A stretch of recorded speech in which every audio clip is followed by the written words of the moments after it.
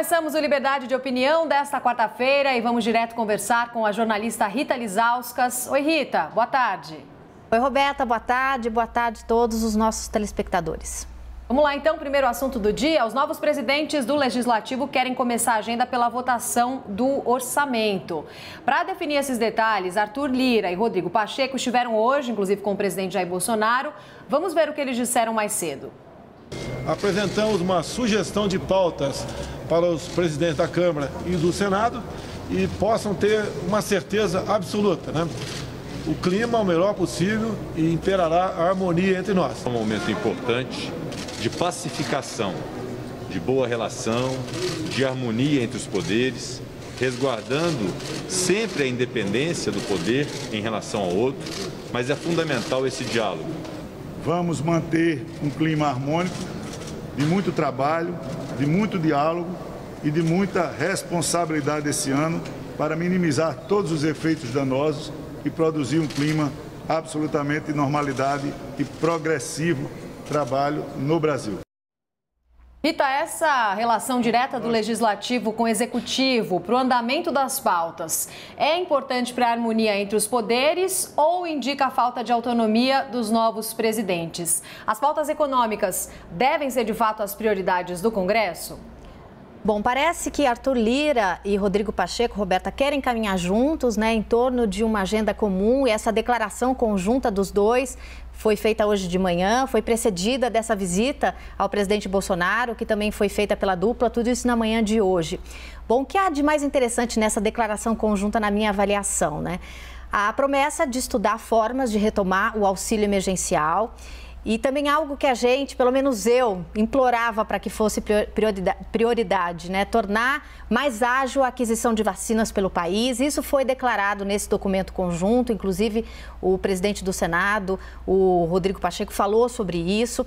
E coincidência ou não, me chamou a atenção que horas depois a gente viu a Anvisa mudar o protocolo, derrubou a necessidade de que haja testes em fase 3 para aprovar vacinas de uso emergencial no Brasil, o que abre caminho para a vacina russa, o Sputnik V, a gente vai falar sobre isso ainda hoje.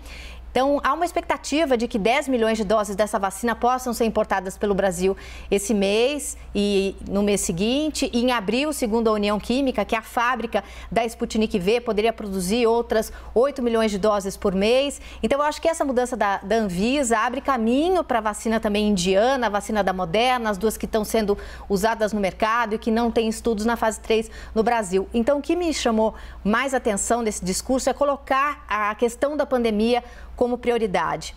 É claro que também essas duas vacinas teriam de passar por um processo de aprovação da Anvisa, não é tão simples assim. Então, o que isso colocou em jogo, no meu ponto de vista? Uma possibilidade real de o governo federal, juntamente com o Congresso Nacional, entrar de cabeça nessa questão da saúde pública, da pandemia, na vacina russa, que poderia até ser vista como a vacina de Bolsonaro. A gente já ouve essa expressão, que acabaria brigando contra a vacina do Dória, e a gente sabe que a guerra da vacina também é uma guerra política. Outros pontos que valem nota, né? E aí que apareceram nessa declaração conjunta entre os presidentes e o presidente da República, que eles pretendem avançar juntos em pautas como a reforma tributária. Então, me parece que o clima está favorável, mas eu reitero aqui que eu já falei outras vezes, né? O preço por essas aprovações econômicas, principalmente, está mais caro do que já esteve desde o começo do governo Bolsonaro. A gente vê aí o Centrão voltando para a Câmara. Quem está em campo para jogar é Arthur Lira, é o Centrão. Então, enquanto esse toma lá da cá estiver acontecendo, a agenda anda. As pautas de costumes ideológicas também apareceram nessa lista de prioridades do Palácio do Planalto, só para a gente não se animar muito, né? Então, ali na lista está a flexibilização de porte de armas, a liberação do ensino de crianças em casa, o chamado homeschooling, também apareceram nessa lista de prioridades de Bolsonaro. A gente tem que observar, mas eu vejo que parece que está caminhando. Rita, segundo o assunto do dia, então, a deputada federal Bia Kicis, do PSL, disse aos analistas de política da CNN, Caio Junqueira, e também a nossa Thaís Arbex, que será a presidente da Comissão de Constituição e Justiça da Câmara dos Deputados. Bia afirmou que quer instalar uma comissão para tratar sobre o voto impresso, o que seria uma das suas prioridades, inclusive. Rita, se essa fala da deputada se confirmar, seria um bom nome para a presidência da CCJ? Aliada de Bolsonaro, ela vai ocupar esse cargo para fazer andar algumas pautas do governo? Bom, Roberta, a deputada Bia Kicis, ela faz parte do núcleo delirante do governo Bolsonaro. Ela é investigada pelo inquérito das fake news que tramita no STF, que apura a disseminação de notícias falsas contra ministros da corte. Ela é uma negacionista da pandemia e tem uma foto ótima do Dida Sampaio no nosso site da CNN mostrando justamente a Bia Kicis usando uma máscara com a frase "e daí?", que foi dita pelo Bolsonaro no dia que o Brasil passou das 5 mil mortes por Covid-19 e hoje a gente está caminhando para 230 mil mortes e contando. Ela também fez posts mentirosos dizendo que a vacina pode afetar o nosso DNA, o que sabidamente não é verdade. Ela comemorou nas redes sociais quando o governador do Amazonas recuou naquela tentativa de lockdown antes do caos e das mortes pela falta de oxigênio em Manaus, ou seja, ela está na contramão de tudo que a gente precisa nesse exato momento, que é prudência, que é ciência, que é vacinação. Outro detalhe, a nova presidente da Comissão de Constituição e Justiça, segundo ela mesma, é contra a Constituição e a Justiça, o que é um paradoxo. E mais uma da série Recordar é Viver, que é sempre importante, A Bia Kicis também já defendeu em discurso na Câmara a possibilidade de intervenção militar pelas Forças Armadas, ou seja, ela, deputada federal eleita, defende o esvaziamento do próprio Legislativo, porque a gente sabe que em caso de intervenção militar, também chamado golpe militar, deputados não têm espaço legislativo, muito menos. Ou seja, ela é, com a mais absoluta certeza, sem medo de errar, um dos piores nomes que existem hoje para a CCJ, que é a comissão mais importante da Câmara, que é por onde passam os projetos de lei antes de serem votados. A CCJ, para que o nosso telespectador saiba, é o coração do legislativo, de qualquer legislativo, principalmente do federal. Mas, não fui só eu quem se assustou com o nome de Bia Kicis, o mercado financeiro também ficou chocado e até os aliados de Arthur Lira se assustaram. Isso está na coluna da nossa analista Thaís Arbeck. Eles disseram em off à CNN que essa indicação de Bia Kicis não será aceita facilmente pelos outros deputados. Bom, ao comemorar a indicação, a Bia Kicis declarou suas prioridades. Entre elas, como você disse, Roberto, o voto impresso, uma pauta que vai de encontro aos instintos mais golpistas do presidente Jair Bolsonaro, que disse, depois da invasão do Capitólio nos Estados Unidos, ele disse que o mesmo podia acontecer por aqui em 2022, se o voto impresso não fosse pautado. Ou seja, ele anunciou com 2 anos de antecedência que pode tumultuar as eleições de 2022, se porventura ele não for eleito.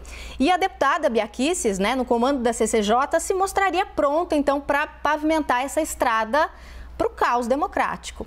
O que a gente precisa? De vacina, de vacinação, de economia retomando, não de voto impresso. Então, eu acho que o nome de Bia Kicis não podia ser pior, Roberta.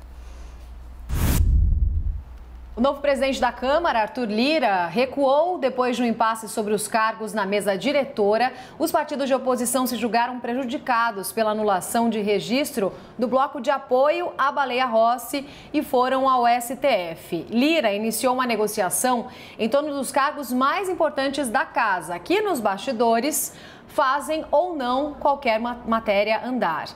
Rita, Lira foi habilidoso na negociação ou ele se viu obrigado a recuar para evitar a judicialização no STF? E com esses cargos passados para a oposição, a composição geral da mesa diretora pode prejudicar o trabalho de Lira em relação à agenda? Bom, Roberta, eu vi, na minha avaliação, o Lira baixou o tom, resolveu negociar, que ele acabou sendo aconselhado ali pela turma do deixa disso, porque começar um mandato de presidente da Câmara excluindo os partidos de oposição numa canetada, partidos que são necessários, para que a agenda da Câmara ande. A gente sabe que 302 pessoas votaram em Arthur Lira, mas 211 não votaram, Votaram em Baleia, votaram nos outros candidatos e esses deputados têm o poder de trancar a pauta.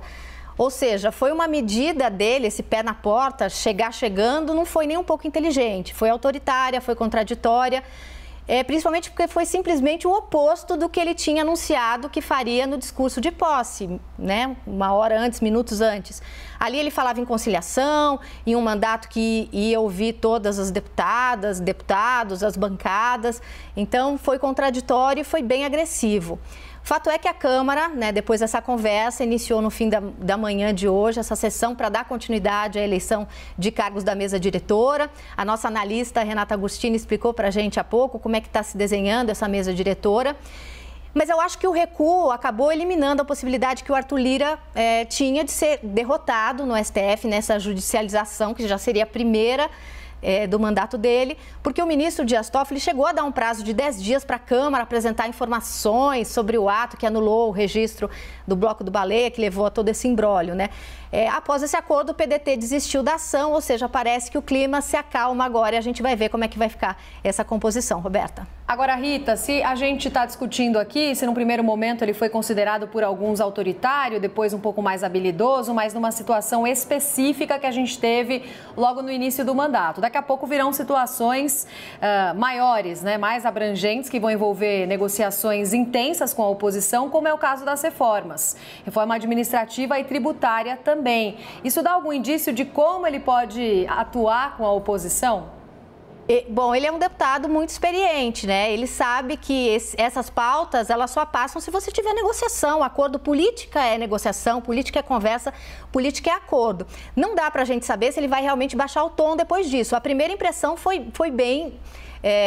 a que fica, e a gente ficou meio assustada, né? Porque ele falou que ia ser conciliatório, na sequência ele deu uma canetada e foi aquela grita toda, né? Eu acho que a gente precisa observar, mas as pautas estão colocadas, a gente falou sobre isso agora, para que avancem todas essas pautas, tanto as pautas econômicas quanto essas ligadas à pandemia, é necessário negociação, né? O legislativo é sobre debate, é sobre conversa. Então é muito difícil a gente achar que alguma coisa vai andar se o clima for esse de pé na porta, né, Roberta?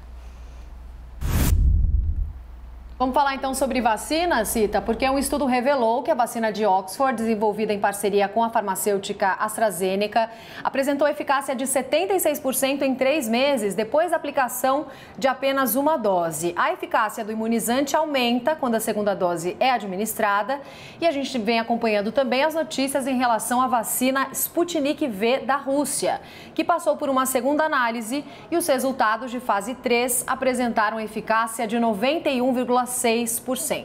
Tanto o imunizante de Oxford quanto a Sputnik se mostraram 100% eficazes com a forma mais grave da Covid-19. Esses estudos ainda vão precisar passar por uma revisão da comunidade científica, mas a gente vai seguir falando sobre as informações que a gente tem até agora. Rita, os resultados das vacinas podem ou devem animar o Brasil a investir mais nestes imunizantes? O Brasil ainda precisa de muitos milhões de doses, a gente sabe, para conseguir imunizar os grupos prioritários, para reduzir a velocidade da disseminação da doença. Como é que deve ser o investimento nas vacinas de laboratórios diferentes que estão aí para a gente ver? Roberta, são 2 ótimas notícias, mas é importante a gente pontuar que o Brasil não deixou de comprar vacinas por desconfiança de sua eficácia, mas sim por falta de vontade política, por negação da pandemia, né, por negacionismo puro e simples, pela aposta em medicamentos sem eficácia, como cloroquina, em vez da imunização em massa, né? É bom a gente deixar isso muito claro. Mas vamos falar das vacinas, porque a gente tem 2 boas notícias, e aqui é importante, na minha opinião, que a opinião pública conheça o que a ciência está nos oferecendo, para que haja uma pressão da sociedade civil, dos empresários, para que o governo faça nada mais do que a obrigação, que é comprar vacinas, para que a gente possa sair dessa situação, né, de mais de 1.000 mortes por dia, da economia em frangalhos. A gente sabe que a economia só volta se todo mundo for vacinado, até o ministro Paulo Guedes já disse isso. Vamos à notícia que a eficácia de Oxford, AstraZeneca, dessa vacina se amplia, né, se o intervalo entre as doses for de 3 meses. Essa é uma ótima notícia, principalmente para nós, porque mostra que a gente tem uma eficácia ainda maior se as duas doses da vacina forem espaçadas, ou seja, a gente tem um espaço maior para vacinar mais gente. O que a gente podia fazer? Pegar E é o que está sendo feito, essas míseras 2 milhões de doses da vacina de Oxford que a gente tem, vacinar mais gente, sem uma reserva da segunda dose. Esse resultado traz essa possibilidade. Isso dá mais fôlego para o nosso programa de vacinação, mais tempo para a Fiocruz, que vai produzir essas vacinas, poder receber os insumos e começar a produzir mais doses. Então, essa é uma ótima notícia. No caso da Sputnik V, a gente ficou sabendo, através de um estudo publicado na revista científica The Lancet, que ela tem uma eficácia de 91,6%. É mais do que uma boa notícia, Roberto, é um alívio, porque essa era uma das vacinas sobre as quais a gente não tinha muita informação, não havia estudos publicados. Alguns países tinham comprado essa vacina às cegas, como a Argentina, por exemplo, né? Não tinha ali nenhuma pesquisa que garantia que ela funcionava. Então, até ontem, até a publicação dessa pesquisa, ficava difícil defender ali com unhas e dentes a tese de que a Anvisa precisava abrir mão da exigência de só liberar o uso emergencial de vacinas para as vacinas que tenham a fase 3 no Brasil, aquela que os testes são feitos em pessoas, né? Com resultados assim tão robustos, a gente viu o que aconteceu hoje, né?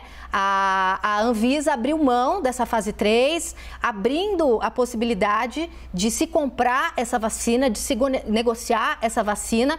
E o próximo passo, então, a gente é pressionar para que, aberta essa possibilidade da gente comprar vacinas mais rapidamente e várias vacinas ao mesmo tempo, que é o que a gente precisa, que a compra para essa vacina seja feita para que a gente deixe o negacionismo e as bobajadas de lado e foque no que interessa, que é a vacinação de toda a população brasileira. Roberta.